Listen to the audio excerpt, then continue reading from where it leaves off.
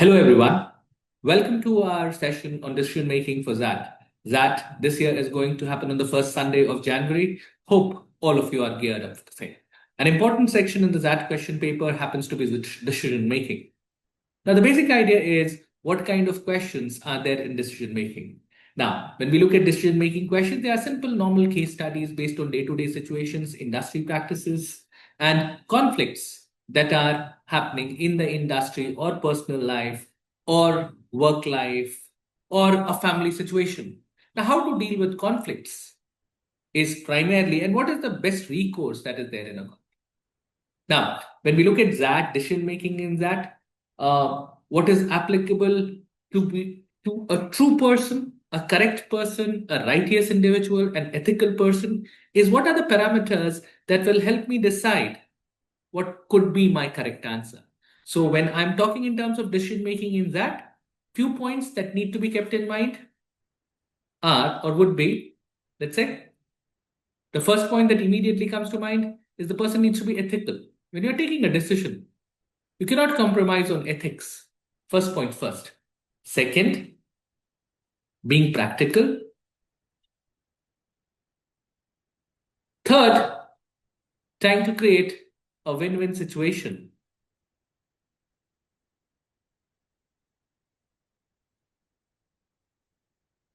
For everyone. Wherein all the stakeholders, when I say win-win situation for everyone, we say all the stakeholders benefit. Okay? The fourth point can be futuristic. When you're taking a decision, you need to look into the future aspects of things. Should a company adopt AI or not? AI is the future. If we do not adopt AI, are we going to fail in the future? The answer, if we look at it right now, sounds a yes. So I need to be futuristic while I'm taking my decisions. Okay? Can I turn a blind eye to the AI juggernaut? The answer stands as no. Okay? When I look at another of the options, proactive. Proactive का बहुत simple सा मतलब होता है कोई काम करना है नहीं करना है if it aligns with my thoughts, if it aligns with my ideas, हाँ करना है. I don't procrastinate. आज. Okay? It is not I'm into a crisis handling situation, but I need to be proactive. I need to have a balanced approach while solving most of these questions with a general sense of right. I need to think like a leader in place. Like a leader. A general sense of positivity. A general sense. I will not compromise on my ethics. Okay? I'll be practical as far as possible. I'll try to benefit every one of the stakeholders. I'll not be selfish in my decision making. Okay? Now, let's have a look at some of the questions that are there in the decision making section in that. Okay? Now, let's look at this question. The disciplinary committee of the National Political Party is meeting today to decide on the future of two of their party members, Mr. Lawyer and his son, Mr. Prodigal. Mr. Prodigal is the prime accused in the brutal murder of Mr. Victim, an opposition party leader. Mr. Prodigal is in police custody. The son is in police custody. Mr. Lawyer claims that his son is innocent, and Mr. Victim's death was a result of internal rivalry in the opposition party. I hope the situation is getting clear to all of you. Though Mr. Loyal is not accused in the case, his weakness for his son is well known. The media is blaming him for influencing the key witnesses. Severe criticism of the father-son duo, both by the media and some social activists, is damaging the image of the party. However, Mr. Loyal has significant followers within the party and is considered an asset to the party. So the party is in a conflict with regard to what to do with Mr. Loyal and his son. That is how the situation is unfolding. Any harsh decision against Mr. Loyal would adversely affect the future of NPP, the National Political Party, and could even lead to a split in the party. He is a prominent figure in the party. If I possibly expel his son or if I expel Mr. Loyal till the truth comes out, there can be a split in the party. This would benefit the opposition. If there is an internal split in the party, the opposition benefits. Now, based on this case, there are a few questions. There would be a few questions. We'll try to answer these questions. Okay. At a disciplinary committee meeting, members came up with the following suggestions. Which of the following would harm the party the least? Now, we need to read the question correctly. Would harm the party the least? Maintain the status quo. जो जैसा चलता आ रहा है उसको वैसा ही चलने देते हैं. Now, the party would be seen as weak. I am going along with the accused. So that is not something that as a party, an image I would like to project. वो मैं नहीं करना चाहूंगा. Second, expel Mr. Prodigal from the party with immediate effect to maintain the party's clean image. Now, this would affect Mr. Loyal, who would not be happy with the party's decision. Because his weakness for his son is well known. Okay? Now, initiate an internal inquiry to find the truth. It is not their job. He is in police custody. It is for the police and the courts to find out the truth. There is no point in the party trying to figure out the truth. Okay, that is not their job. So option C would suspend Mr. Prodigal. Now look, suspend Mr. Prodigal from the party with immediate effect, but announce that he will be taken back if the court declares him innocent. That is the safest stance. I'm not expelling him from the party. I'm suspending him from the party. Since he's an accused, with the promise, I'll take you back if the court proves you innocent. Okay? Suspend both Mr. Loyal. Now, why should I suspend Mr. Loyal if the son is accused? Mr. Loyal has done nothing wrong. So I can eliminate option A, B, C, and E. Option D would be the correct answer. Okay, let's look at the next question. Which of the following options would be adversely affect both NPP and Mr. Loyal the most? Okay, take no action against Mr. Loyal. Now this does not affect Mr. Loyal. इसमें किसी का कुछ नहीं हो. Mr. Loyal का कुछ नहीं हो. Suspend Mr. Prodigal with immediate effect. This affects Mr. Loyal the most, and possibly it adversely affects the party. So we can look at this option, option B.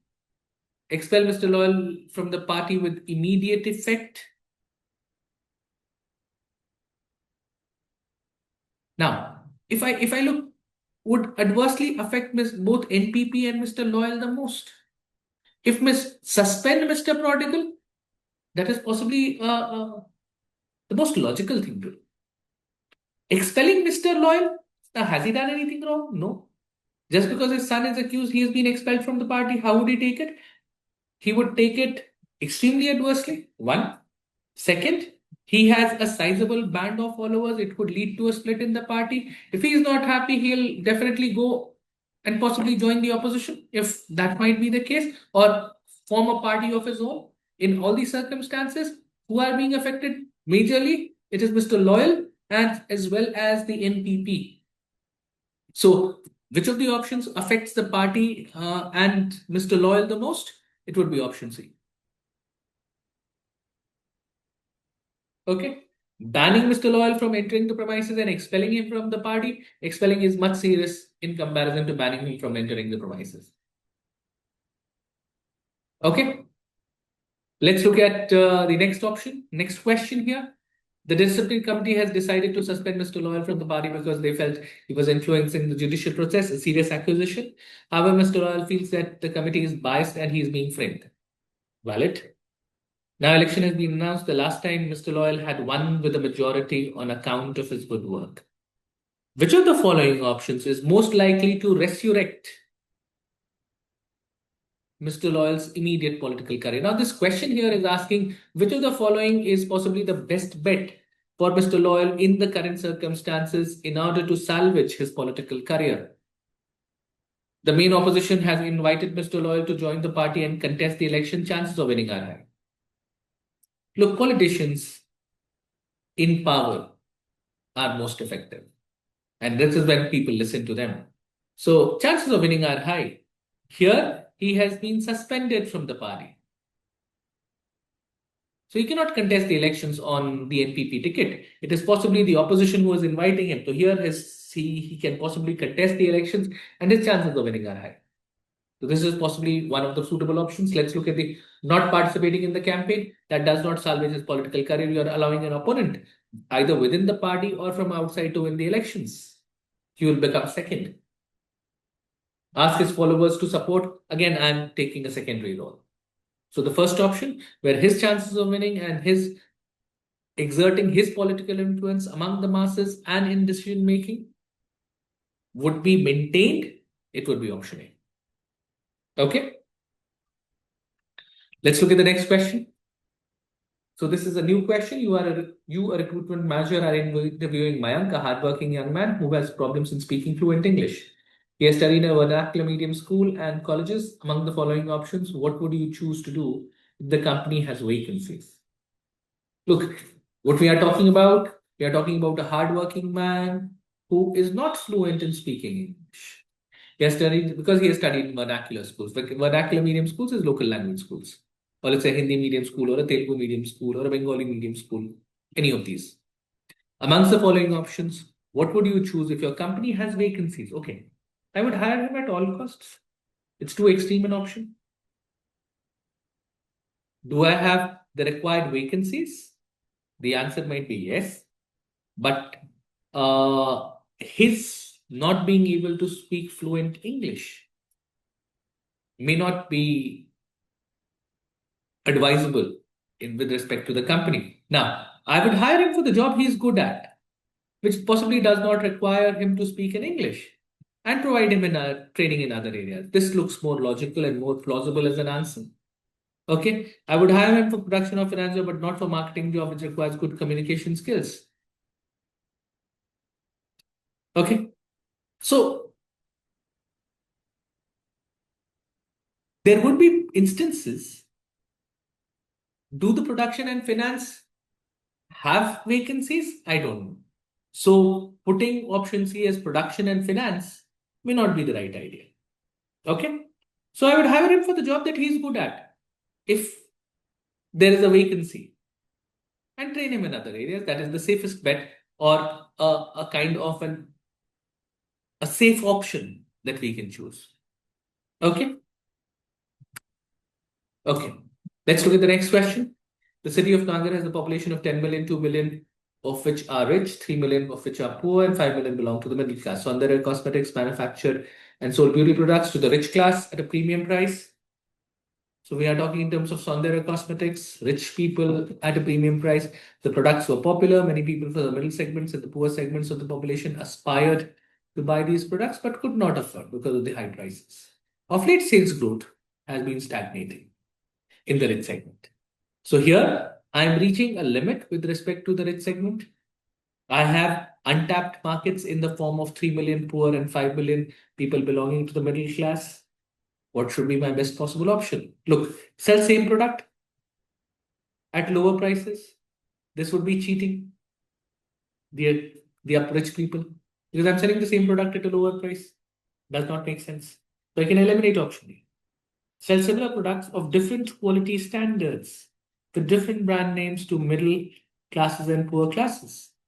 Possible, because moment I'm reducing on the quality to some extent, I can also lower on the price so that the product becomes affordable to the middle and the poor class people. So valid. Sell its products under different brand names. If I'm not lowering on the quality, it does not make sense to sell the same product under different brand names at lower prices, if possible, what the option is trying to suggest. Continue to target the rich only hope. I'm not being proactive. I'm waiting for the situation to improve. May not.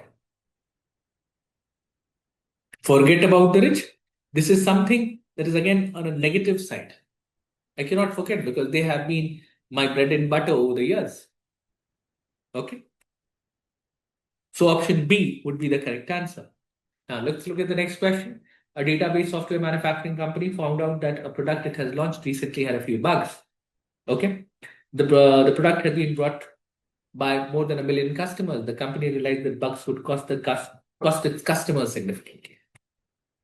However, if it informs the customer about the bugs, it feared losing credibility. What would be the most ethical option? Now, when we are talking, look at the word ethical option. जो मैंने गलती की है उसे मुझे मान लेना है और मुझे उसे ठीक करना है. मोमेंट मैं कह रहा हूं which was the most ethical option? मैंने गलती की है, मुझे गलती माननी है और उसके लिए जो सही करने की जरूरत है वो मैं सही करूं. That is primarily what ethics talks in terms of. So possibly if I look at option A, apologize and fix up the bug for all customers, even if it has to incur losses. Even if you look at real life examples, Maruti has done the same, Volkswagen has done the same, and a lot of other car companies uh, have air.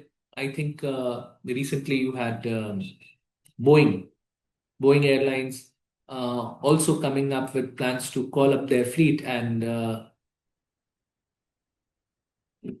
rectify the technical errors that were there in all the planes that were having a problem.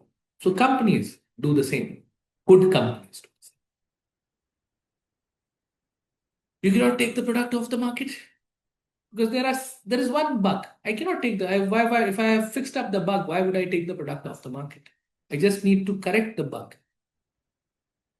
Okay. Now, let's look at the next question. Seema was a finance manager in MNC and felt that gender discrimination at the workplace hampered her career growth. Frustrated, she quit the job and started the company. While starting her company, Seema decided that she would have equal proportion of males and females. Over the next 6 years, Seema emerged as a very successful entrepreneur and expanded her business to 8 locations across the country. However, Seema recently started facing an ethical dilemma because she realized that female employees were not willing to travel across cities and work late hours. Okay, now that is a problem that she has encountered as the work required them to do. Male employees did not hesitate undertaking such work. SEMA started to feel the pressure of reducing the proportion of female employees because work you cannot compromise with the work under any circumstances. You cannot compromise with the. Can you suggest he do not work? Do not go if the work requires you to go. You cannot say. On the other hand, she's aware that equal representation was one of the strongest reasons for her to have founded the company. Okay, what could she do as a conscientious female entrepreneur, as a principled female entrepreneur who likes to represent males and females equitably? Okay.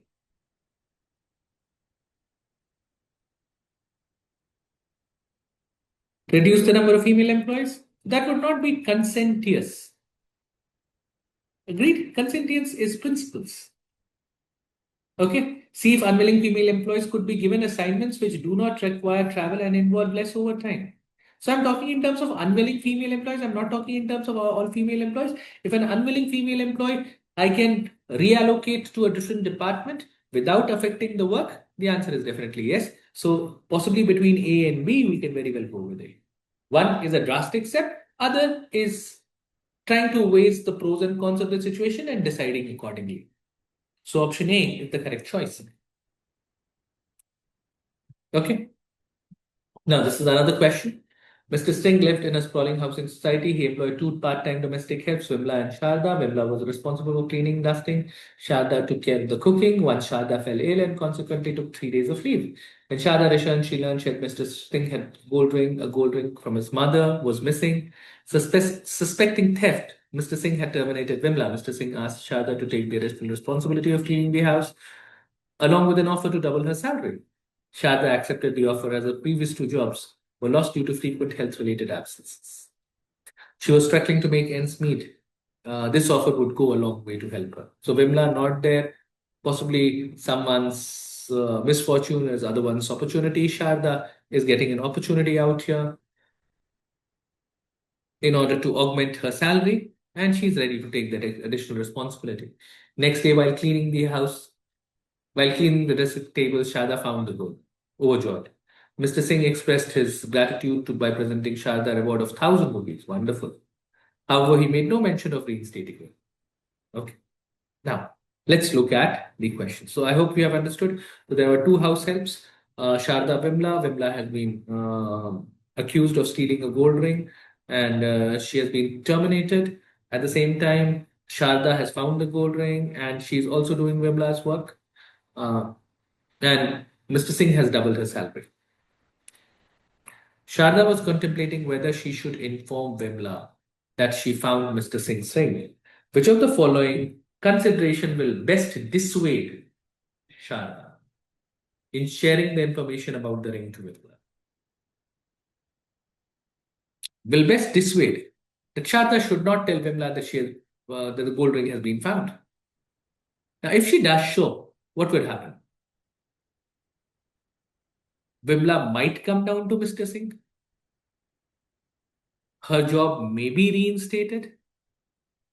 Sharda, again, her salary might be reduced. So should Sharda tell Vimla? The answer might be no. Mr. Singh will probably terminate Sharda if he gets to know she has revealed this information. Possibly that is also a possibility. Had Vimla done her job, probably she would have found the ring and avoided this incident. So in this case, what the situation that I was talking in, Sharda might go, Mr. Singh would possibly reinstate. ऐसा हो सकता है. But if I look at A, will Mr. Singh, is there a, he would be, could he be furious with Vimla of interfering in his matters? And possibly his authority would be questioned. His reasoning behind terminating Vimla would be questioned. So would he be happy? Might be not. Can he fire Sharda? The answer is yes. She would lose her job when her salary has been doubled. So option A here would be the correct answer.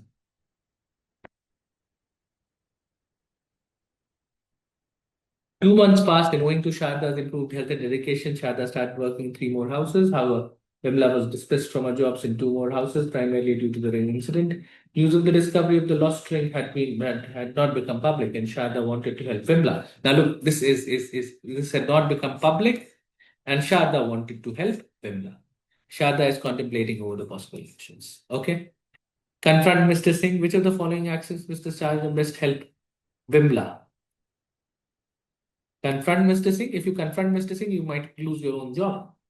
So this is not something that Sharda would like to do. Inform Vimla that the ring has been found and advise her to demand compensation. Again, if Mr. Singh comes to know that Sharda has informed Vimla, Sharda might be in a soup. So this also can be eliminated. Inform as many domestic helps in the housing society as possible. She has found the ring. To primarily, she's influencing groupism. Not a valid option again. Quit the job at Singh's house. Now, this she cannot afford to do. Divulge to Vimla's employers in the housing society that she has found the ring. Okay? The 2 houses where Vimla worked and who possibly dismissed her because they felt or they suspected that she was a thief would realize that Vimla is not a thief and possibly could reinstate her. Now, this would let the information not become public, and the possible house owners might reinstate Vimla. So possibly this is an option which does not harm anyone and at the same time helps Vimla's cause as well. So option E is the correct answer. Let's move to the next question. The news eventually became public.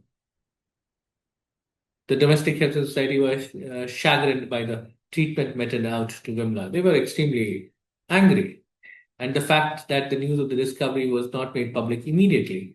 They wanted to ensure that they would not get targeted every time if something goes missing. Okay? Which of the following policy options best minimizes the chance of employers suspecting the domestic workers of theft in the future? So, which of the following options best minimizes the chances of employers suspecting the domestic workers will undergo a daily search by security guards and leaving the society? I think this is the simplest and the best option. So, once you leave the housing society and if you have nothing on your hands, no one can challenge you. Option A would be the answer. Let's look at the next options as well. When a domestic worker is terminated on suspicion of theft or without proof, they will have to be paid 1 month salary in full.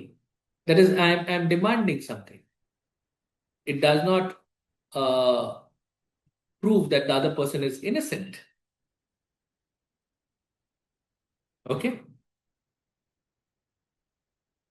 So in this cases, when I'm looking at option A says the domestic help has not stolen because nothing was found on their account. So you cannot accuse a domestic help for cheating or for theft. Option A simply is the correct answer.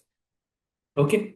I hope all of you liked watching the video. We'll continue with this series further on decision making. Would like everyone to click on the subscribe button for further with such videos. Thank you all.